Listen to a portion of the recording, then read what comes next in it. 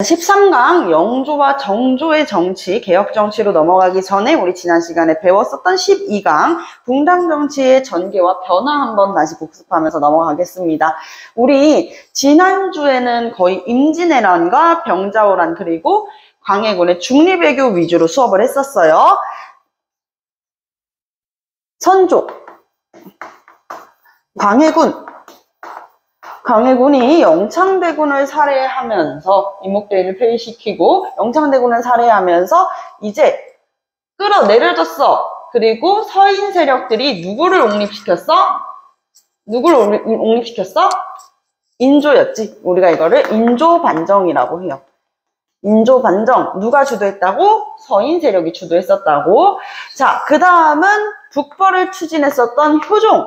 여러분들 요거 잘 알고 계시면은 딱 좋은 게 뭐냐면 인조가 있잖아요. 인조가 원래는 왕으로 책봉했던 사람이 효종이 아니었어. 누구였어? 소현세자였어요. 소현세자였는데 소현세자는 청나라에 끌려갔다가 다시 돌아오고 나서부터 조금 골골골골 몸이 안 좋아. 그러더니 결국 세상을 떠났어. 그래서 복림대군이었었던 효종이 왕위를 차지하게 되고요. 이 효종은 강력하게 무엇을 얘기합니까?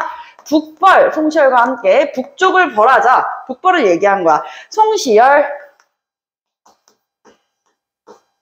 이 인물을 꼭 기억을 해주세요. 송시열. 왜 북쪽을 벌하자라고 이야기를 했던 걸까? 일단 우리나라는 명나라랑 굉장히 친했었잖아요. 그쵸? 명나라랑 친했었는데 이 친했던 명나라가 아니 어떻게 이럴 수가. 친했던 명나라가 저기 새로 생긴 후금 송나라에 의해서 멸망하고 그리고 나서 이제 지금 새롭게 자기네들이 중국이라고 얘기하고 있으니 송시열 같은 성리학자 입장에서 아니 너네들은 중국이 아니야. 우리가 지금 이제 명나라가 없어졌으니까 우리가 또 하나의 중국이야 라고 이야기를 했었던 거란 말이야. 그 이게 조선식 중화주의 사상을 이야기한 거거든요. 이후에 효종은 북벌을 내세웠지만 안타깝게도 추진한 건 사실인데 실행하기 전에 돌아가세요. 그리고 나서 왕이 오른 사람 현종입니다. 현종 때는 두 번에 뭐가 일어났었다 그랬었죠?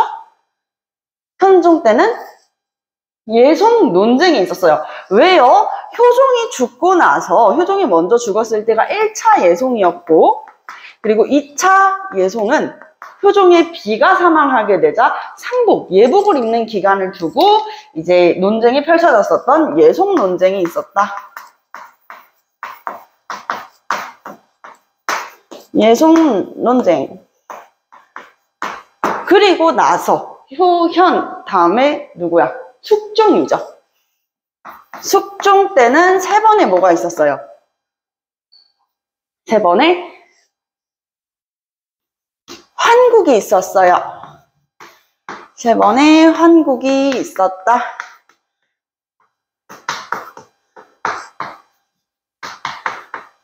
네, 서인 세력과 이 남인 세력들이 점점 싸우고 다투고 정권을 차지하다가 점점 어떻게 되는 거야? 서인이든 남인이든 딱 하나의 당에서만 남인 세력만 아니면 서인 세력만 일당이 정계를 차지해버리는 하나의 당만 뭐 서인이든 남인이든 하나의 당만 정계를 차지하는 일당 전제화가 이루어져요. 여기에서 전제화라는 것은 무엇이냐? 전제정치 들어봤죠? 전제라는 말은 독재입니다. 하나의 당만 독재를 하는 체제가 보여지고 있으니 이 숙종 때부터 이야기가 나왔던 게 바로 탕평론이었어. 아니 이렇게 당에 의하여서가 아니라 그냥 정말 능력 있는 관리면은 이 당을 안 보고 등용해야지 맞지 않아? 라고 이야기를 했는데 이거는 엄청 얘기만 나왔을 뿐이지 시행이 되지는 못했었어. 그러다가 이 탕평론이 하나의 정책으로 탕평책이 된 것은 언제 때야? 영조 때. 이제 영조 때 실시가 되고 정조 때는 활발하게 실시가 되었던 것이죠. 이것은 영조, 정조 때였다는 이야기입니다. 여기까지. 자, 그러면은 선조. 선조로 다시 넘어가서 요건 지금 흐름만 읊은 거야. 선조 때 다시 가보자. 살인 세력이 있었지. 이 살인 세력이 두 파로 나눠졌어요. 어떤 세력과 어떤 세력? 서인과 동인 세력으로 나눠졌었지. 그리고 광해군 이 동인 세력이 북인 세력 그리고 남인 세력 맞아요. 남인 세력으로 나눠졌었어요. 여기 기억이 스물스물 나는 것 같지?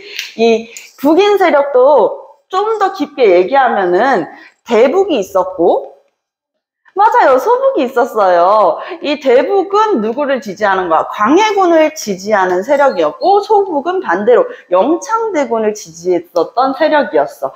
근데 그와 반대로 서인과 남인은 이 광해군의 중립외교를 굉장히 좋게 보지 않았었지.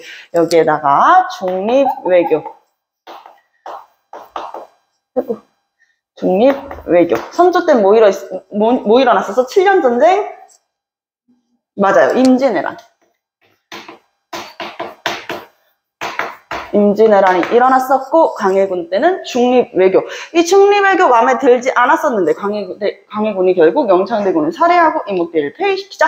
자, 요거다 해가지고 서인과 남인 세력이 힘을 합칩니다. 너도 싫어? 나도 싫은데 잘 됐다. 그래서 이 서인이 주도해가지고 인조를 반정에 옹립시키는데 성공하게 되는 것이죠.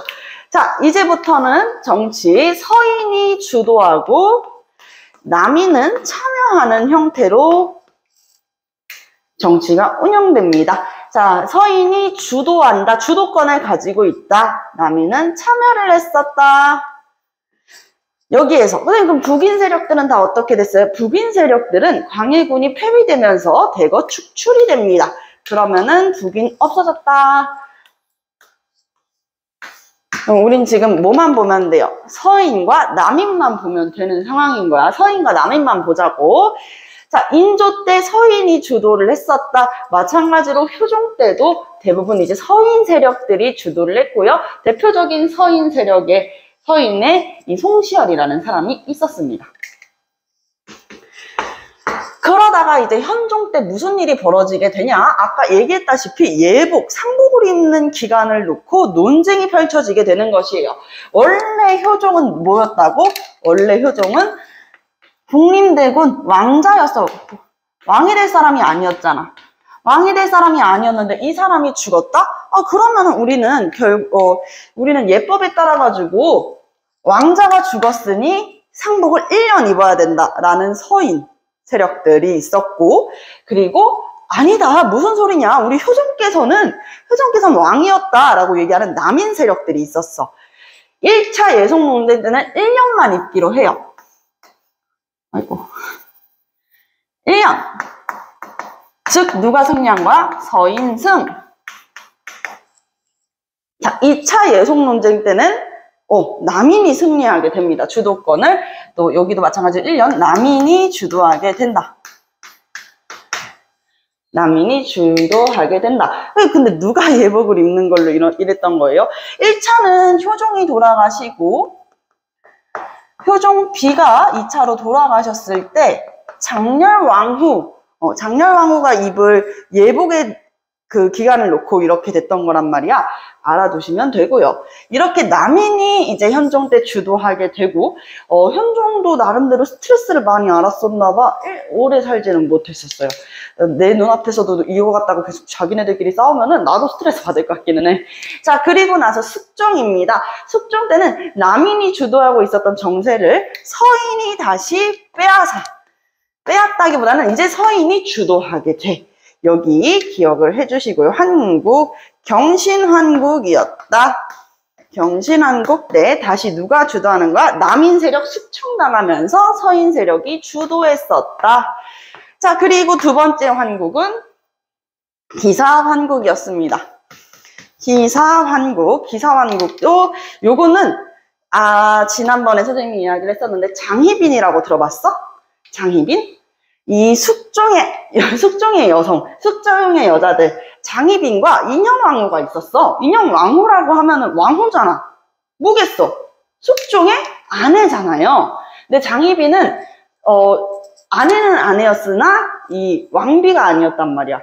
장희빈의 아들을 두고 이제 기사환국이 벌어지는데 요거를 명시해 두면 돼. 희빈 장씨, 장희빈을 지지하던 세력은 남인이었고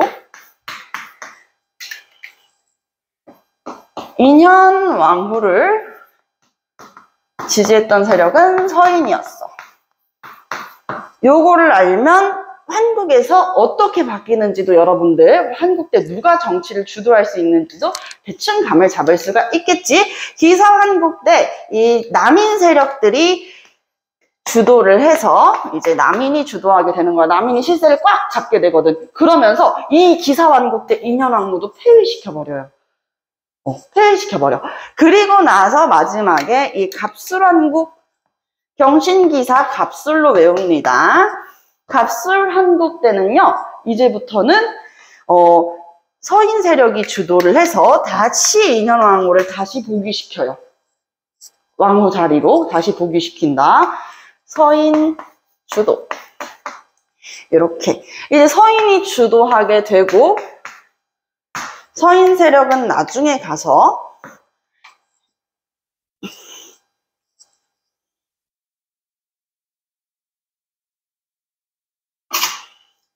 서인 세력은 노론과 소론으로 구분이 됩니다. 이렇게 나눠지게 되는 것이죠. 노론과 소론으로 구분이 된다. 자, 노론과 소론 구분까지 했고요. 일단은 소론부터 볼게요. 소론은 여러분들 여기 사람들은 신리를 추구했어. 신리를 추구했다. 성원 사상을 계승했고 노론 세력은 오히려 신리를 추구했는데 노론은 반대로 대의 명분을 중시했지.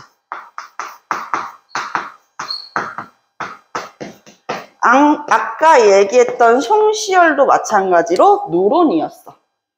이렇게 이해를 해볼 수가 있어. 대의 명분을 중시했다는 것은 아까 우리가 북벌 여기 광해군 때를 예시로 들면 명나라랑 친하게 지내야 되는 거야? 후금이랑 친하게 지내야 되는 거야? 지금 막 떠오르는 강한 나라 후금이랑 친하게 지내자는 건 사실상 신리를 추구하는 거지. 하지만 대의 명분을 중시하기 때문에 명나라와의 의리를 지켜야 된다라는 한마디로 성리학적으로 조금 더 고집이 있던 사람들이 노론 세력에 강하게 있었다.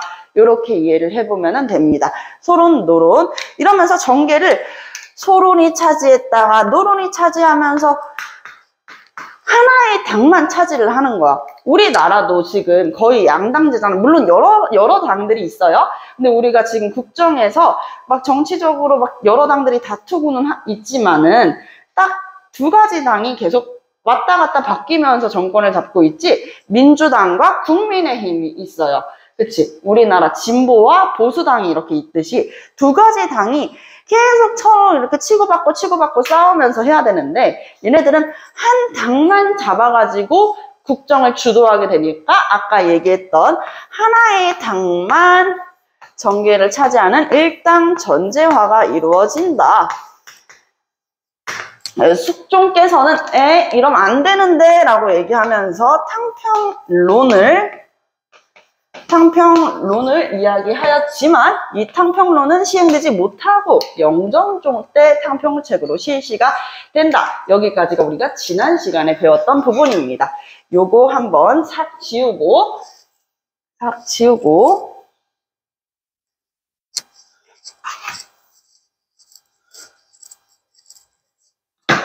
잠깐만. 자, 여기 한번 다시 보고 이제 영정조로 넘어갈 건데 영정조로 넘어가기 위해서는 요거를 좀 알아두면 돼. 일단 숙종의 여인들이 아까 우리 환국했을 때 얘기했지. 인현 왕후가 있었고 그리고 누가 있었을까? 희빈 장씨 그리고 숙빈 최씨가 있었어요. 숙빈 최씨. 그럼 우리가 어떻게 할 수 있어요? 장희빈 그리고 최숙빈이라는 사람도 이렇게 있었구나. 아까 얘기했다시피 인현왕후를 지지했던 세력들은 누구였어? 서인 세력이었지. 서인이 이 인현왕후를 굉장히 지지를 많이 했었고, 이 희빈장 씨는 훗날에 경종의 어머니란 말이에요. 경종의 어머니시다. 자, 그리고 숙빈 최 씨는 영조, 연인군이었던 영조의 어머니시다. 이러다 보니 서인 세력이 분파한다 그랬었잖아요. 실리를 추구했던 게 누구였어? 소론이었지. 실리를 추구했던 게 소론. 그리고 대의 명분을 중시했던 게 누구야? 노론이었어요. 일단 여기가 조금 더 성리학자다운 느낌이야. 공부 되게 열심히 하고 이의 학파를 계승한 이학파 계승 대의 명분 중시. 민생안전도 마찬가지로 좀 중시했던 게 노론 세력들이었거든. 대표적인 송시열이 조금 중시가 됐었다. 송시열이 주도했었다. 중심이 됐었다. 이렇게 볼 수 있고, 소론은 아까 얘기했던 대로 실리를 조금 더 추구하는 편이었다. 실리를 중시했고, 소론에서는 조금 성리학만 있는 거는 아니다. 성리학을 좀 유연하게 이해를 했는데, 노장사상과 그리고 양명학, 왕양명의 양명학도 수용을 했었어요. 이게 굉장히 다른 면이야. 성리학에서 양명학을 수용한다? 쉽지 않은 일이지. 자, 이 양명학까지 이제 받아들이게 되는 거야. 그러면서 이 성리학을 조금 이해에 탄력성을 보탰다. 이렇게 이해를 해볼 수가 있어. 노론과 소론은 약간 느낌이 조금 다르지. 근데 여기 소론에서는 영조를 인정하지 못하겠다라고 얘기를 했어. 소론에서 영조를 인정하지 못하겠다 하면서 난까지 일어났거든.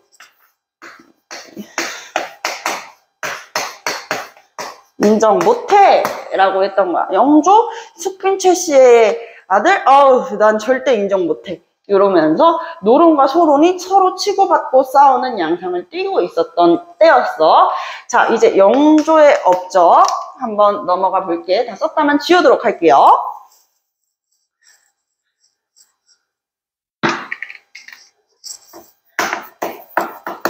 영조는 일단 민생안전을 굉장히 중시했던 사람이야. 그리고 이때 다시 영조 때는 신문고가 부활해서, 자, 이 신문고 누가 만들었다 그랬지? 태종, 이방원. 선생님, 이방원의 업적과는 조금 완전 다를 것 같아요. 이렇게 생각할 수 있는데, 이방원이 왕으로는 무서운 왕이었어도 굉장히 이제 민생과 국정 운영에 관심이 많던 사람이었어. 그러니까 세종대왕 같은 성군도 나올 수 있었겠죠? 자, 신문고를 다시 부활시켜서 조선 왕조 중에서 가장 많은 신문고가 울렸던 왕이 영조 때였어. 오래 사셨지. 자, 그리고 신문고를 부활시키고 또한 그의 업적으로 인재를 등용함에 있어서 탕평책을 펼치기도 했거든요. 아까 거기 갖다 놨던 자리, 있었던 자리에다가 네네. 네, 인재 등용. 능력 있는 관리는 우리 당을 보지 않고 등용할 거야 라고 했던,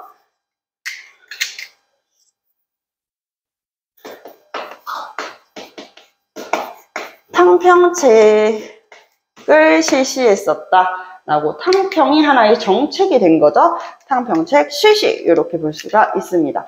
이후에 민생안전까지도 신경을 되게 많이 썼어요.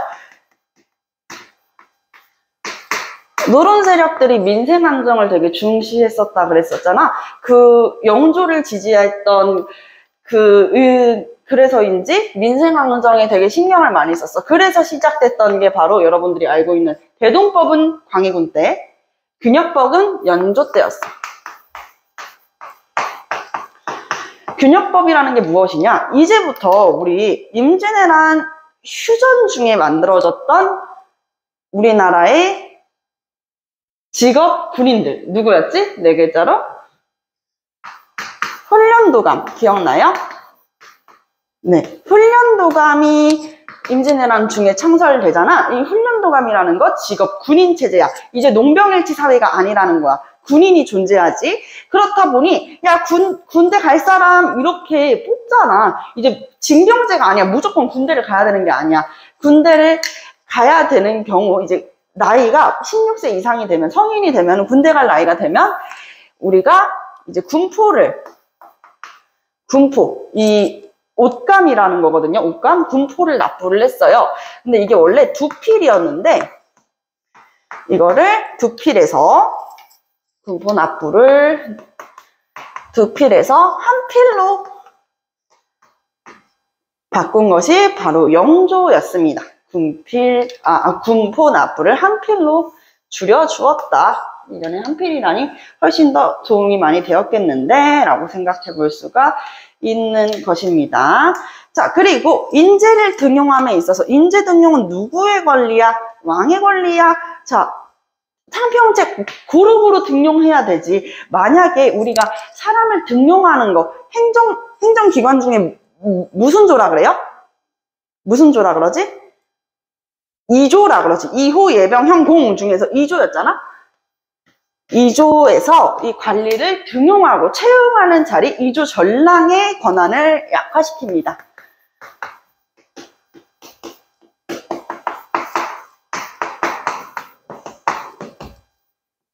2조 전랑의 권한을 약화시켰다. 이렇게 또 볼 수가 있고요.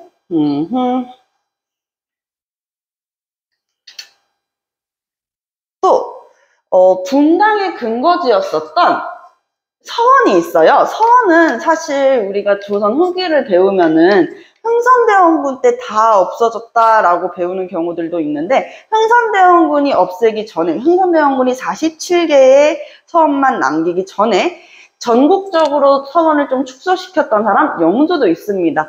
분당의 근거지였던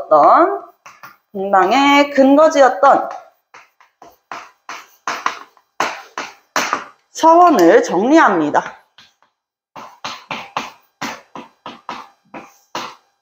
전국적으로 정말 100개가 넘게 있었던 서원을 약 70개로 많이 축소를 했던 인물이에요. 서원을 정리했다. 그리고 영조가 우리 조선시대에는 세조 때 편찬되기 시작했었던 경국대전이라는 게 있었죠. 세조 때 경국대전이 편찬이 시작돼서 언제 완성이 돼? 맞아요. 성종 때 완성이 됐었어. 이 성종 때 완성되는 경국대전, 사실상 법전이잖아. 근데 조선의 법에 거기 한 권에 모든 내용들이 다 들어가 있다라는 건 말이 안 되지. 부속적으로 더 필요한 것들이 있을 거 아니야. 그래서 만들어지는 게 영조 때 속대전이라는 것이에요. 속대전.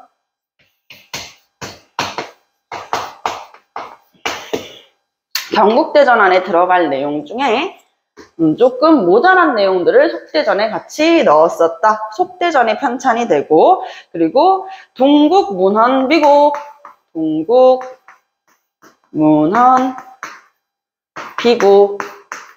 사전 같은 것이거든요. 이것도 이제 영조 때 편찬이 된다. 여기까지입니다. 자, 그리고 정조로 한번 넘어가 볼까요? 영조의 아들이 아리입니다. 영조의 아들은 누구였죠? 사도세자였죠. 세자로 책봉이 되었었다가 뒤주에 갇혀가지고 결국 죽음을 맞이하는 인물입니다. 근데 그의 아들 해경궁 홍씨와 이 사도세자 간의 아들이었던 정조가 이제 왕위에 오르게 되는 것이에요. 정조가 만약에 이런 거야. 영조의 아들이라고 이야기를 해가지고 정조가 왕위에 오를 수 있었어. 그래서 정조가 가장 먼저 왕위에 오른 다음에 했던 말이 뭐였어? 나는 사도세자의 아들이다.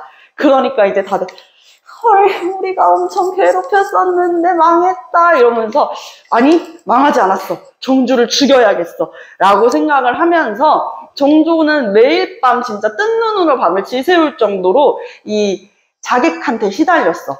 정말 언제 죽을지 모르고 언제 자객이 쳐들어올지 몰라가지고 잠을 제대로 못 잤대. 그 점이 되게 많이 선생님은 생각할수록 속상하더라고. 정조께서는 수원에 무엇을 만들었어? 화성을, 그렇죠. 수원에 화성을 만들었었죠. 이 정조, 왕권 강화에도 굉장히 힘을 많이 썼었다. 왕권 강화에 조금 더 초점을 맞췄었던 개혁 군주다. 이렇게 같이 보면서 옆쪽으로 살짝 이동을 해볼게요.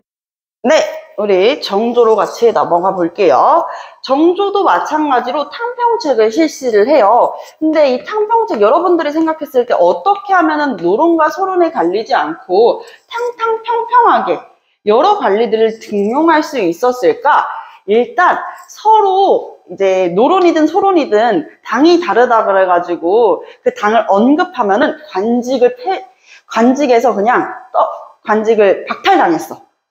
그러니까 함부로 말을 할 수 있어 없어. 우리가 서로 다른 당이라고 서로 미워할 수 있어 없어. 내 관직을 지키기 위해서는 절대 티를 낼 수가 없었던 거야. 그래서 이 탕평책을 계속해서 추진하게 되었었다. 준탕평론을 펼치면서 탕평책이 추진되었었고요. 그리고 규장각을 설치하죠. 규장각을 설치. 외규장각은 어디에 있었을까? 강화도에 있었어요. 그래가지고 나중에 이제 여러분들도 들어는 봤을 거야. 병인양요 때 외교장각에 있었던 우리 조선 왕조의 의궤들이 약탈당하기도 하지요. 교장각이 설치됐었다. 창덕궁 후원에 설치가 되었었습니다. 자, 그리고 이 정조가 규장각을 설치하고 장룡령이라고 해서 왕을 호위하기 위한 왕실 호위모사들이야. 장룡령을 이제 만들었다. 어떻게 훈련도감 장룡령 설치라는 표현보다는 뭐라고 써야 될까? 장룡령 설립? 일단 기억나면 쓸게. 자, 그리고 나서 탕평책을 추진하고 규장각을 설치하고 장룡령을 만든 다음에 그리고 초계 문신제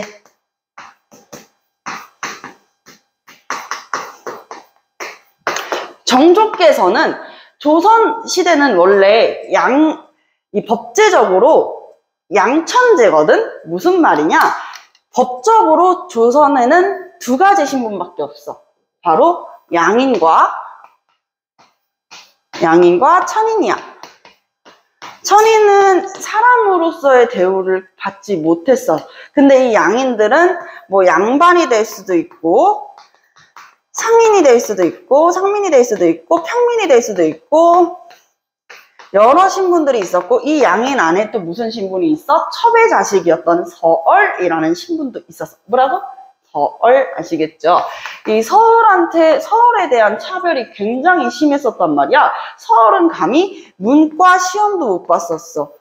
문과 시험도 못 볼 정도로 서얼에 대한 차별이 심했는데 이 서얼에 대한 차별과 노비에 대한 차별을 많이 해소시키려고 노력했던 사람이 정조야. 그래서 여기에다가도 같이 한번 써볼까요? 하필이면 젖어있는 걸로 해가지고 초계문신제. 정조께서는 자기가 이제 초월적 군주라고 생각을 하셨어. 그래가지고 초월적 군주의 자리로 군림하면서 어리지만 똑똑한 사람들을 교장각에 위탁 교육을 시켜서 관리로 등용하기도 했었지. 요거 초계문신제는 스승의 입장에서 정조가 스승이 되는 거야. 정조가 스승의 입장에서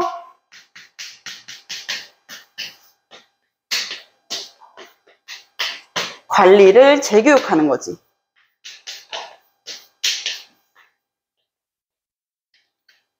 그러면서 37세 이하면은 굉장히 어리지. 물론 조선시대 때 평균적인 수명은 짧았지만 37세 이하였었던 당하관 중에 젊고 능력 있는 문신들을 이제 초빙을 한 것이죠. 젊고 능력 있는 문신들 의정부에 초선해가지고 규장각에 위탁 교육을 했었던 거 바로 초계 문신제였습니다. 초계 문신제를 실시했었다. 그리고 아까 여기에다 썼었던 서울과 노비에 대한 차별을 혁파하려고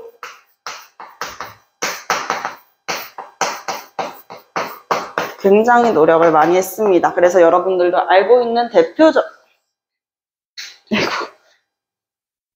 서울 출신들이 많이 이제 등용이 되기도 했었지요. 이렇게. 그리고 아까 영조 때 편찬 사업으로 이 경국대전에 속대전이 만들어졌었잖아. 근데 할아버지 속대전은 아직 모자람이 좀 있습니다 라고 해서 대전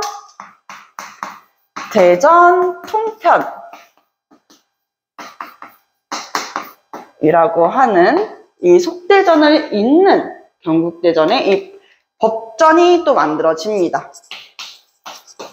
경국대전을 잇는 법전이 편찬이 된다. 조금 어려운 말로 경국대전 종보라고 해요.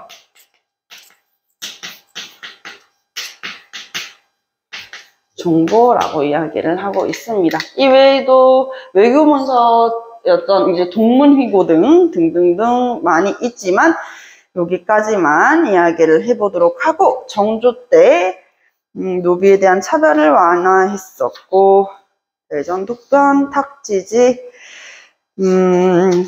탁지지는 이야기를 하겠네요. 탁지지는 이름만 들었을 때 지리지 같은 느낌이 있는데 지리지는 아닙니다.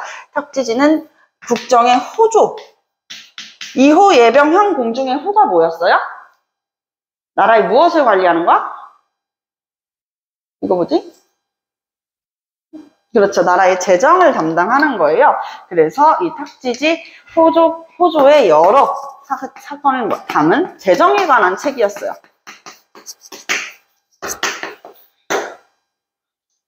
여러 가지 사례들을 모아서 엮었던 탁지지까지 있었다. 하지만 정조가 정말 강력하게 이 외척 세력들을 억누르고 일당 전제화를 억눌렀지만 정조께서 돌아가시고 나서부터는 다시 이 억눌려 있었던 것들이 어떻게 날뛰게 되는 모습들이 보여집니다. 정조는 걱정이 굉장히 많았어요. 어린 아들 순조가 왕위에 오르고 나서부터는 야, 이거 큰일인데 이제부터는 어떡하지? 누가 우리 순조를 왕이 될 수 있게 교육해주고 이 외척이랑 일부 세력들이 날뛰지 않게 막아줄 수 있을까라고 생각했을 때 정조는 자신의 믿을 수 있는 든든한 가신이었던 안동김씨 김조순이라는 사람, 김조순이라고 하는 신하에게 순조를 맡깁니다. 자네가 우리 순조를 좀 잘 돌봐줬으면 좋겠네 라고 이야기를 하는데, 이때부터 순조, 헌종, 철종에 이르러가지고는 우리가 세도정치 시기라고 하고 있어요. 왜 세도정치 시기라고 그러냐면 이 정조의 개혁정치의 한계가 여기서 드러나는 것이에요. 정조가 돌아가시자마자 이 억눌려 있던 세력들이 이 왕들의 뒤에 숨어가지고 마음대로 실권을 장악하는 모습들이 보여지고 있는 것이거든요. 그래서 여기부터는 세도정치 시기부터는 선생님이 잠깐 끊고 또 이렇게 이어나가도록 하겠습니다.